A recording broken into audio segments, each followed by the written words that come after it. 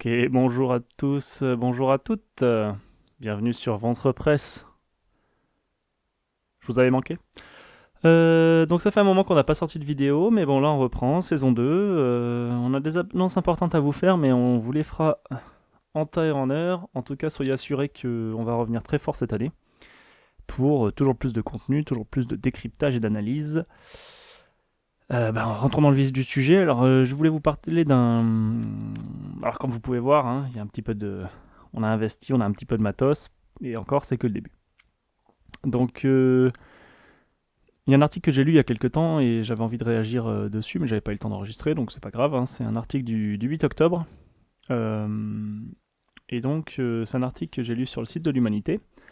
Et donc, il est titré comme ça. Un simple tag en soutien à la Palestine vous fait encourir la prison, dénonce Marc Trévidic, ex-juriste antiterroriste. Alors là, vraiment, on tombe des nues. On a des lois en France qui sont passées pour lutter contre le terrorisme et qui sont en réalité utilisées à des fins de répression politique. Alors, est-ce que c'est étonnant? Est-ce que c'est pas étonnant? On va essayer de discuter un petit peu de ça. Alors, on va juste lire le chapeau, là, enfin le début de l'article, dans un article d'Elisabeth Fleury qui est payant. N'hésitez pas à l'acheter, à le lire, à donner à l'humanité, abonnez-vous.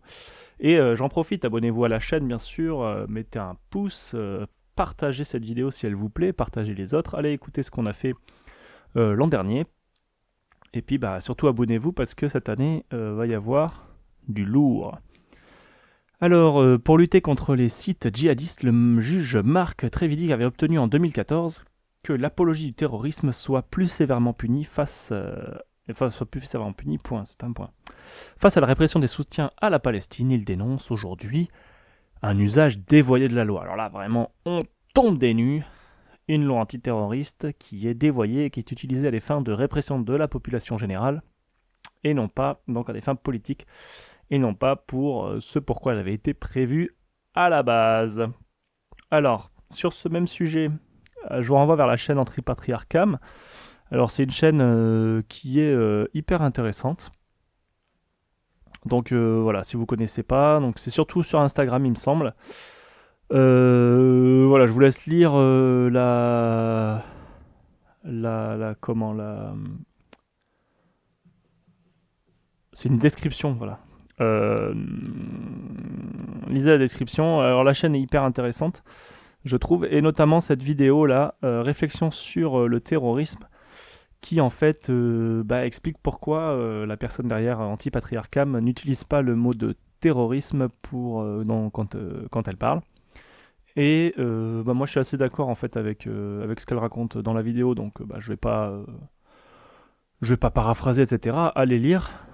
Et donc, si on regarde sur le dictionnaire de Médecins sans frontières, donc dictionnaire pratique du droit humanitaire, et qu'on regarde la définition de terrorisme, ce terme n'a pas de définition précise en droit international. Il reste chargé de connotations politiques et idéologiques. Une personne peut être considérée comme terroriste par les uns et un combattant de la liberté par les autres.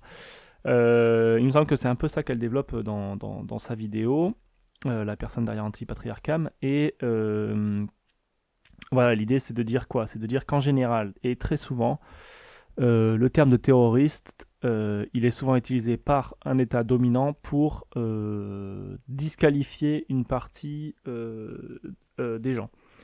Alors, je ne vais pas dire que les gens qui font des attentats au nom de l'État islamique ou quoi, c'est des gens qui sont des résistants face à une oppression de je sais pas quoi, tu vois. Euh, mais en réalité, il y a probablement d'autres qualificatifs qui sont bien plus pertinents que terroriste pour qualifier ce genre de choses. Et surtout, ce dont on s'aperçoit en fait à la fin des fins, c'est que bien souvent, quand on fait passer des lois d'état d'urgence, etc., aujourd'hui, contre qui elles sont dirigées ces lois, qui se retrouve à être le plus, comment on dit, pardon, le plus affecté par toutes ces lois, etc., en fait, c'est les militants de gauche, les militants écologistes, etc., qui se retrouvent à être mis en prison, surveillés, etc. Et donc là, on a notamment un tag à la soutien à la Palestine qui vous fait encourir la prison, alors qu'on a des gens qui, ça fait 1 an, sont des millions de déplacés, des dizaines de milliers de morts, des centaines de milliers de blessés, dans une guerre coloniale absolument abjecte. Et le simple fait de soutenir ce peuple, eh ben, on peut se retrouver en tôle. Donc voilà, j'aurais envie de vous parler de ça. N'hésitez pas à dire ce que vous en pensez dans les commentaires de cette vidéo.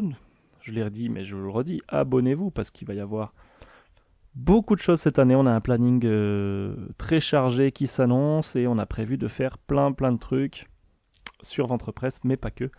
Et on vous fera de la com en temps et en heure. Alors, donc ça c'était le premier point, et bien sûr le deuxième